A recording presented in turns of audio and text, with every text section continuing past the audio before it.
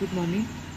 अपने last video के क्रम में पीरियड्स के बारे में बात हो रही थी, तो आज उसी के आगे मैं आपको इरेगुलर पीरियड्स के बारे में थोड़ा सा शेयर करती हूँ। मेरा उद्देश्य केवल आपको पढ़ाना नहीं है, बस आपसे वो छोटी छोटी प्रॉब्लम्स शेयर करनी है जो मैंने अपने डे टू डे की लाइफ में फ़ीमेल पेशेंट के साथ में देखी है। तो आज है इरेगुलर पीरियड्स। तो पीरियड्स नॉर्मली हम लोग मान के चलते हैं कि 28 दिन का साइकिल होता है, कम दिन का 35 भी हो सकता है, मैक्सिमम 35 भी हो सकता है। और पीरियड्स का फीमेल की लाइफ में बहुत बड़ा रोल है। तो पीरियड इरेगुलर कब कब होते हैं? एक तो जब शुरुआत में स्टार्ट होते हैं, थोड़ा सा बॉडी टाइम लेती है, अब ओवरी भी अपना टाइम लेती है एक नॉर्मल पैटर्न को तय करने में, या फिर जब आपको पीरियड्स ख़त्म होने वाले होते हैं मीनोपॉज के टाइम पे, और उससे थोड़ा पहले का टाइम जिसको हम लोग पेरीमीनोपॉज़ल कहते हैं, उस समय भी थोड़ा सा पीरियड की रेगुलरिटी होती है। तो ये तो नॉर्मल सी चीज़ें हैं। और बाकी जो हार्मोन की दिक्कत होती है उसकी वजह से भी पीरियड इरेगुलर होता है। तो अगर आपको ये दिक्कत बार बार आ रही है तो आप अपने डॉक्टर के पास जाइए, उनसे मिलिए, तो वो आपको कुछ टेस्ट लिखेंगी। तो आजकल अगर नॉर्मल पीरियड स्टार्ट हो गए इसका मतलब आपकी फ़ीमेल हार्मोन ठीक है, और अगर वो इरेगुलर हो रहे हैं इसका मतलब आपको और थोड़ा हार्मोन टेस्ट कराने की ज़रूरत है। तो ऐसे में हम लोग प्रोलैक्टिन और थायराइड टेस्ट कराते हैं। आजकल थायराइड बहुत कॉमन हो गया है, जिसकी वजह से पूरी बॉडी का सिस्टम ही चेंज हो जाता है। तो आप जाइए, और हार्मोन की टेस्ट हमेशा खाली पेट कराना चाहिए।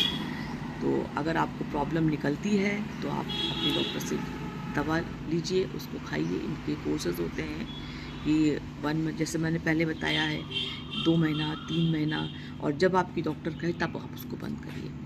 तो हार्मोन की वजह से पीरियड इरेगुलर होना तो अलग बात है, ये नॉर्मल भी है। बट कभी कभी ऐसा होता है कि आपके सारे फंक्शन, सारी रिपोर्ट्स ठीक आ रही हैं, तब भी आपके पीरियड्स इरेगुलर हो रहे हैं। तो सीधे पीरियड का जो गवर्न है वो हाइपोथैलेमस हमारे ब्रेन से होता है।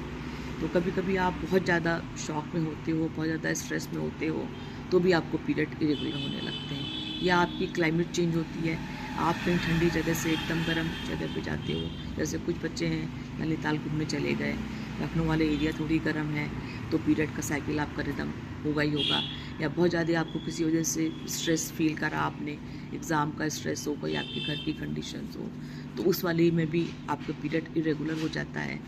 और कभी आप कोई मेडिकेशन ले रहे हो, तो मैंने ये भी देखा है, जो मेरा अपना एक्सपीरियंस है, कि जो लोग स्किन के ट्रीटमेंट के लिए दवाई लेते हैं या जो लोग साइकेट्री की प्रॉब्लम्स की दवा लेते हैं, उनके पीरियड्स भी हमने इरेगुलर देखे गए हैं। तो अगर आप इस तरह की दवाइयाँ ले रहे हैं तो कोई परेशानी नहीं होइए, इनका लंबा इलाज चलता है।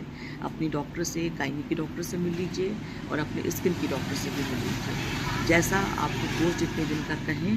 क्योंकि जो इम्पोर्टेंट ज़्यादा है, अगर आपको लगता है कि ये प्रॉब्लम ज़्यादा है स्किन वाली, तो उसको ठीक कर लीजिए। पीरियड्स तो आज नहीं तो कल आ ही जाएगा।